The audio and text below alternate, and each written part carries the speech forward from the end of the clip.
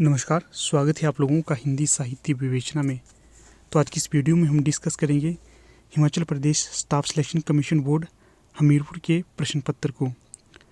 तो जैसा कि आपको पता है, हम डिस्कस करते हैं पुराने प्रश्न पत्रों को। तो इस वीडियो से पहले भी हमने सभी पुराने प्रश्न पत्र को लगभग डिस्कस कर लिया है। अगर अभी तक आपने उन्हें नहीं देखा है तो आप उन्हें भी देख सकते हो। तो आज हम डिस्कस करेंगे HPG के और हिंदी ग्रामर को। तो चलिए शुरू करते हैं वीडियो को।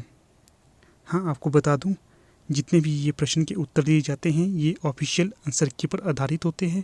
फिर भी अगर आपको लगता है कि किसी प्रश्न का उत्तर गलत दिया गया है तो आप हमें कमेंट बॉक्स में बता सकते हो। तो चलिए शुरू करते हैं आज की वीडियो को। पहला प्रश्न है 150। तो प्रश्न में पूछा गया है स्पीति और किन्नौर इसके द्वारा तिब्बत के पृथक होते हैं।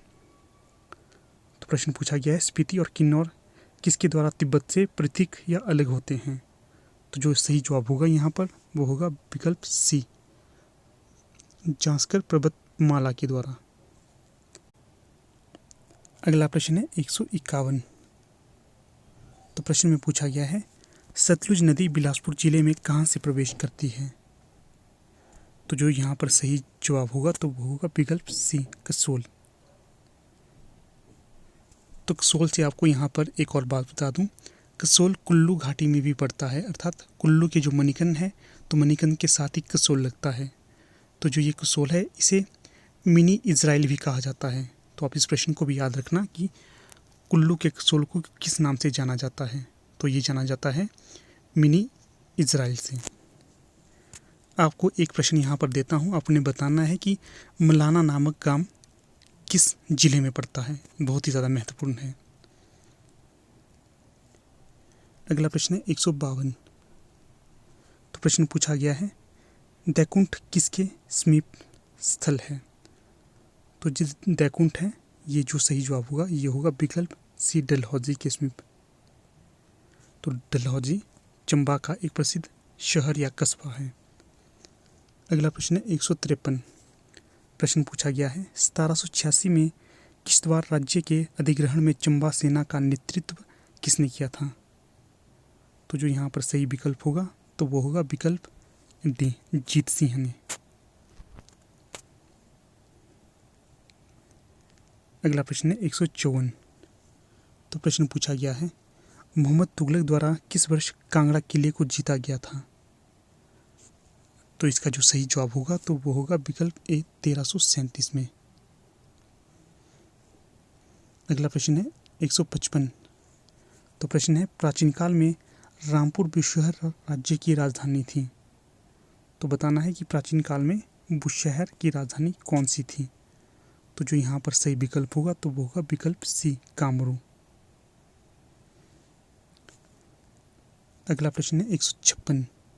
तो प्रश्न पूछा गया है 1937 में सिरमौर प्रजामंडल का प्रथम अध्यक्ष किसे बनाया गया था। तो इसका सही जवाब होगा विकल्प सी, चौधरी शेरजंग। सी सही जवाब है 156 का। तो यहाँ पर आज का आपको दूसरा प्रश्न है। तो आपने बताना है जो हिमाचल प्रदेश के प्रथम मुख्यमंत्री थे YS परमार, वो सिरमौर के किस स्थान से संबंध रखते हैं। तो ये आपको आज का दूसरा प्रश्न है। अगला प्रश्न है 157।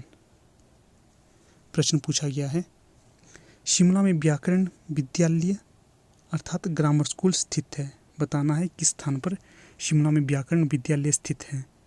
तो जो इसका सही जवाब होगा तो वो होगा विकल्प सी, कैथू में। कैथू नामक स्थान में व्याकरण विद्यालय स्थित है। अगला प्रश्न है 158। बूढ़ी दिवाली मेला कहाँ पर आयोजित किया जाता है। तो जो इसका सही जवाब होगा वो होगा विकल्प डी, निरमंड में। और जो निरमंड नामक शहर है ये है कुल्लू जिला में पड़ता। अगला प्रश्न है तो यहाँ पर हिंदी ग्रामर के प्रश्न शुरू हो गए हैं। प्रश्न पूछा गया है 168। प्रश्न है जिसके समान दूसरा ना हो उसके लिए एक शब्द कौन सा होता है। तो इसका सही जवाब होगा विकल्प डी, अद्वितीय। अगला प्रश्न है 169। तो प्रश्न है प्रतिदिन में कौन सा समास है। तो जो ये प्रतिदिन में समास होगा तो वो होगा अव्ययी भाव, विकल्प सी।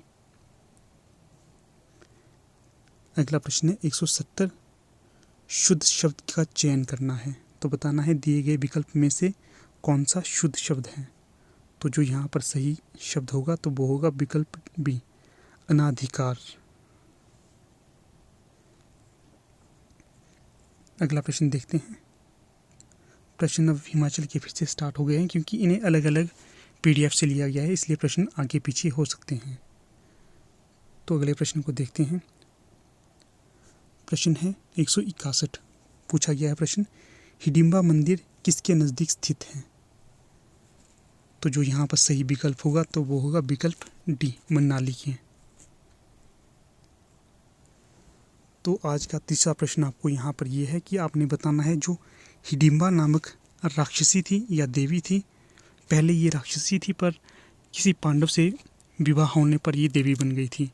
तो आपने यहाँ पर बताना है कि हिडिंबा नामक राक्षसी का विवाह किस पांडव से हुआ था। तो ये आपको आज का तीसरा प्रश्न है। अगला प्रश्न है 162। हाँ दोस्तों, यहाँ पर जब मैं आपसे प्रश्न पूछता हूँ तो ये आपके फ़ायदे के लिए ही होते हैं, क्योंकि इस तरह से प्रश्न पूछे जाने पर आपके द्वारा जो उत्तर दिए जाते हैं इनसे आपका रिवीजन हो जाता है। इसलिए प्रश्न आपको पूछे गए हैं उसका उत्तर देना ही है ताकि आपको इसका रिवीजन का फ़ायदा हो। अगला प्रश्न है 162। प्रश्न है टॉन्स कौन सी नदी की संभरक या सहायक नदी है। तो जो यहाँ पर सही विकल्प होगा तो वो होगा विकल्प डी, यमुना की। अगला प्रश्न आपके लिए यहाँ पर है ये प्रश्न, तो बताना है आपने हिमाचल की सबसे लंबी नदी कौन सी है।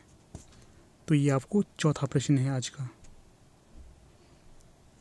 अगला प्रश्न है 163। प्रश्न है कौन सी राज्य रियासत की राजधानी जुंगा थी। तो ये होगा सही विकल्प सी, रातेश। अगला प्रश्न है 164। तो प्रश्न में पूछा गया है हिमाचल प्रदेश के बिलासपुर ज़िले में कौन सी बोली बोली जाती है। तो यहाँ पर बोले जाने वाली बोली होगी विकल्प डी, कहलूरी। तो डी बिल्कुल सही जवाब होगा। अगला प्रश्न है तो ये है ग्रामर का प्रश्न। तो प्रश्न पूछा गया है 168। यथाक्रम में कौन सा समास होगा। तो जो यहाँ पर सही विकल्प होगा तो वो होगा विकल्प डी, अव्ययी भाव। अगला प्रश्न है 169। 8 आंसू रोना मुहावरे का अर्थ क्या होता है। तो इस मुहावरे का अर्थ होता है फूट फूट कर रोना, विकल्प डी। अगला प्रश्न है 170। कौवा का पर्यायवाची शब्द क्या होता है। तो इसका पर्यायवाची शब्द होता है प्रश्न ए, पिशुन। तो ठीक है दोस्तों, यहाँ पर हमारी वीडियो का समापन हो जाता है। अगर आप लोगों को ये वीडियो अच्छी लगे तो आप इसे लाइक, शेयर और चैनल को सब्सक्राइब जरूर करें।